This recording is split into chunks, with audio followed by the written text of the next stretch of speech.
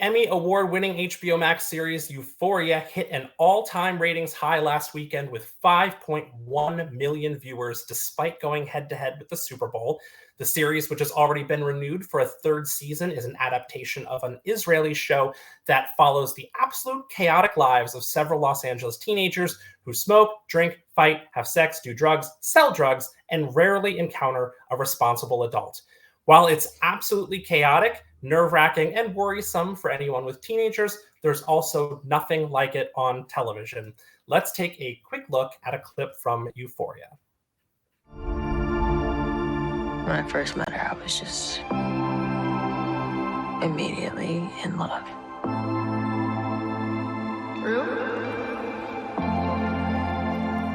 How you doing? I love you. I've always been with you. From before you were born. I raised you. You were so different. So do I. Until after you're gone. Mom, don't get her.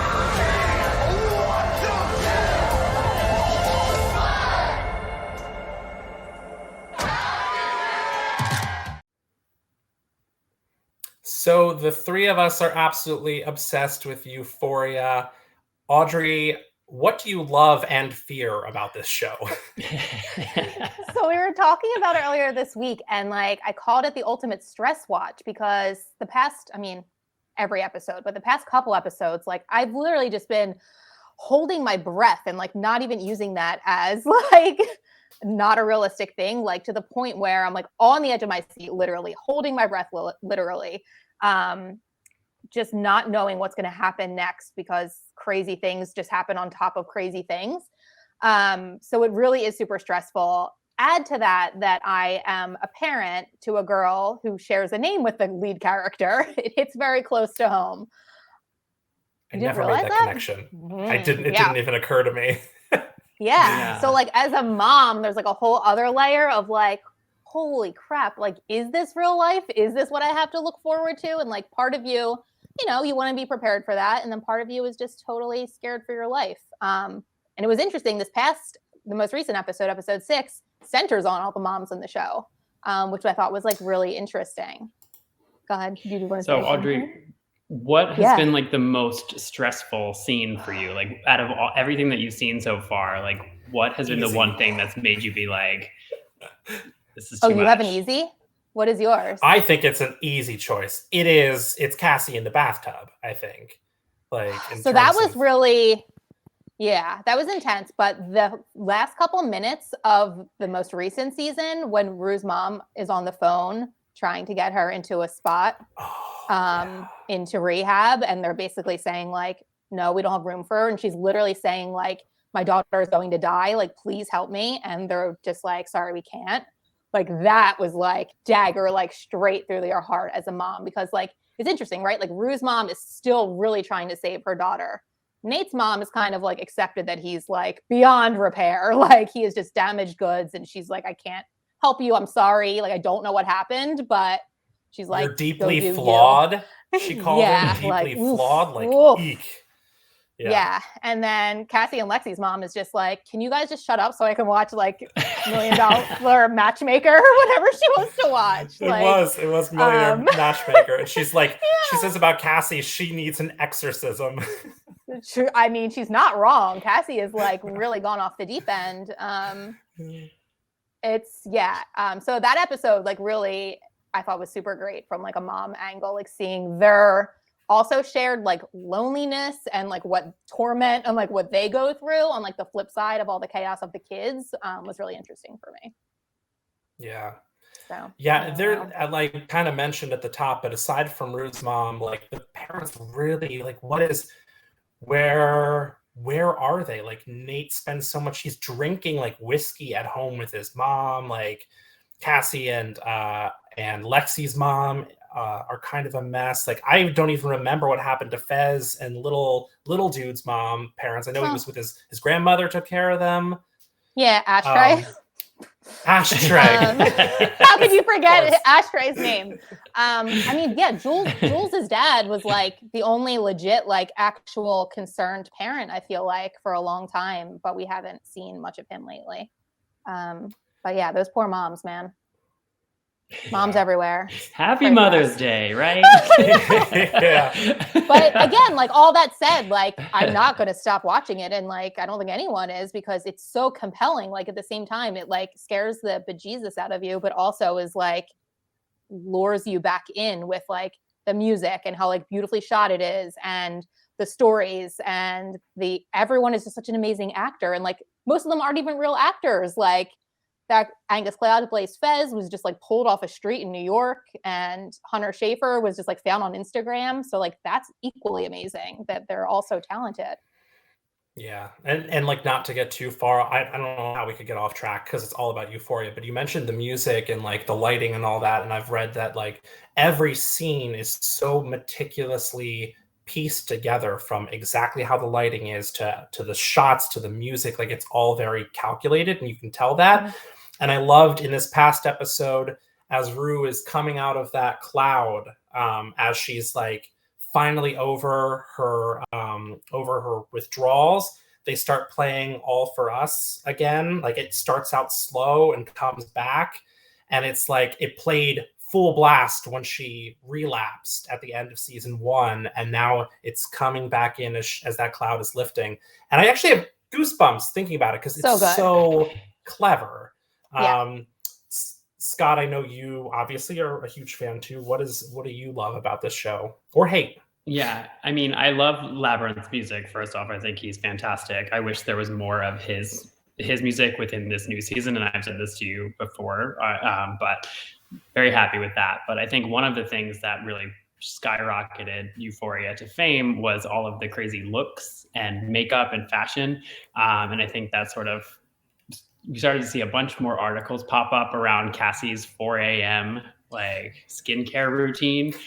We saw all of these things on BuzzFeed. It's like how you can do it. And it's like, I don't know sure that this is something we want people to be actively trying to achieve, because it's probably horrible for your skin, and just like nobody is worth that amount of work. And allegedly it would cost you like $600 to have everything that she's using in that space. But I was curious if Audrey or you, David, used anything that Cassie uses within that routine. I mean, I personally use the Peter Thomas Roth patches, not the cucumber detox ones, but I have the gold ones. Do you have anything that she uses, Audrey? I love an ice roller. That is my jam. Almost to the point where no one cares about this, but I bought my niece like a cosmetic mini fridge for Christmas, because she's like really into skincare, and I keep my ice roller in the fridge downstairs. And like, there's been many a times where I'm like, can I just get a mini beauty fridge and like put it next to my bed so I can just ice roll as I scroll Instagram before I get out of bed? Because that's really my dream scenario at 6 a.m. Not 4. I can't do 4. I have a roller coming for the first time. Actually, it was a part of a Sephora like extra add-on thing that I just recently purchased. So I'm excited about it. I need to roll these puffy bags away, because that's like report goals. back. Did Cassie use any Maybelline 3-in-1 liquid foundation from CVS? Because that's what I use for What to Watch Live. Was that on her list? Because that's what I'm rocking. I don't think so, David. I'm gonna guess no. I'm gonna say no. Okay. But I'm curious if you guys, how you feel about the makeup this time around, because I feel like for as much attention as Cassie's routine got, the makeup in season 1 was a lot more interesting, in my opinion, than this current season. Like there was a lot, maybe it's because they were all partying and there was a lot of glitter and like stars and lots of Technicolor stuff. It seems a little bit more muted this time around. Yeah, I feel like the only one who's really like amped up or changed their makeup, well, Jules has like dialed it down a lot. Like she's a lot less like made up, but Lexi, I feel like, is getting like more made up. Like Lexi started off being like pretty plain and unassuming, and now like I feel like she's always rocking a bold lip. She has like her hairs did. So that's been like an interesting shift, I feel. Totally. Yeah, I mean, I miss the sad glitter tears. I know that really became a real big thing after season 1. But yeah, everyone's just kind of like miserable, unless you count like Cassie's face mask that's like tear streaked as she's laying in the bathtub clutching her cell phone. Like that's a look. But Otherwise, no, we're not seeing the bright, glittery looks that we were in season 1. Yeah. We are Well, not. speaking of things not quite being as they were in season 1, something Scott and I discussed a few weeks ago on What to Watch Live is how season 2 seems to have shifted away from having really meaningful things to say about drug addiction and body positivity and LGBTQ issues, in favor of sort of what feels like gratuitous chaos episode after episode after episode. And one of the clouds that's really hung over this season is reports that that Barbie Ferreira, who was arguably the breakout star of season 1 and plays Kat, butted heads with creator Sam Levinson over the direction of her character.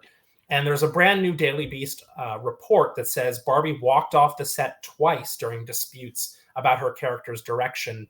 And I think it's kind of telling when you watch the show, especially this past week's episode, that her character is almost non-existent, but kind of ridiculous. That scene with her, spoiler, in this diner where she's breaking up with her boyfriend and claiming she has like a brain. It's so bizarre. So weird. And if you look at the way the season, has unfolded so far, she had a prominent spot in episode 1 where she has this ridiculous sex scene with a Dothraki character out of Game of Thrones in the premiere, and then she just disappears. So you could, if you were envisioning this, think that maybe she had a problem with that, hated it as much as I did, and was like, this is ridiculous. Like, look what you built for me in season 1, and then we're doing this. And then she was just written out. And the article was also really interesting because it claims that Sam Levinson cut characters and scenes in favor of some of his favorite stars, like Zendaya, Hunter Schafer, Sydney Sweeney. And it points out that Cassie's football player boyfriend, Chris, from season 1, isn't even in the show anymore. He was in episode 1 for a moment and then gone. And then the article also claims that Levinson rewrites and writes on the set, and shooting days can last up to 17 hours, which is insane. So it seems like there's a lot of turmoil behind the scenes, and I think we see some of that in the way this season differs from season 1, but I still love it, but it's not quite the same show. Yeah, I actually read the party scene where Fez knocks out Nate. They filmed that for a full week, one scene at the party. And they were saying it's a party you don't want to be at anymore because it took so long, because he's so particular and just will go and go and go until I guess his vision is what he wants it to be. It does sound intense. Yeah. Scott. No, I think that's fair. I mean, but in his defense, that was a pretty intense, there's a lot going on in that party scene, and it actually spanned quite a huge chunk of the episode and ended with that very particular, lighting situation between Rue and Jules. So I feel like you can see how it would take a little bit of time to do that. But yeah, definitely not a party that I would want to attend. No, it was a great episode, though. And it's wild because, obviously only so much can fit into an hour episode. And, for as much as you're like, what happened to Kat and why did this breakout character just get buried and rewritten in such a weird way? But then you're watching and you're like, oh my God, watching Rue try to open that Jolly Rancher, brilliant performance in such a small way. Coleman Domingo, every moment he's on the screen as Rue's sponsor in AA or NA, incredible. And Sydney Sweeney just having a breakout performance every single moment she's on the screen is just incredible, whether she's vomiting in a hot tub and being dragged out or screaming, they weren't boyfriend and girlfriend. God, everything she does is that whole incredible. moment where she's doing the Sinead O'Connor song and she's got the balloons wrapped around her neck. That was a lot. It's all a lot. Oklahoma, that's the point. It's all a lot. Yeah. Yeah. The Oklahoma scene in the bathroom. Why are you in Oklahoma? You auditioned for Oklahoma? Not in Oklahoma. But speaking It's of so theater, good. like Lexi's play, like I'm so excited for the next episode when people realize they're like, wait, is this about us? Like everyone's gonna rage and hate her so much. McSteamy had a really great season. I mean, there's a lot to love, but like also some really weird choices, and you just hope that, I don't know, it doesn't implode on itself and become almost a parody of Euphoria. Yeah. It's great. The last thing I just want to end on, like I read that I thought was so interesting. Someone described it as a constellation of chaos. And I was like, that's so smart, because it is. There's like all these like offshoots and everything is chaos, but it's like so many branches and like connections and so many people. I really like that. Yeah. I just want them to be happy. Maybe some people, there's no way they're all going to be happy. Yeah, I was going to say, I don't think this is going to end well for most of them. I know. No, as long as it doesn't end well for Nate, that's all I care about. Somehow, like one of the greatest villains on television, he's awful. Yeah. Well, Yeah, if we've enticed you to watch Euphoria and you've never seen it, just say Euphoria into your voice remote to catch up.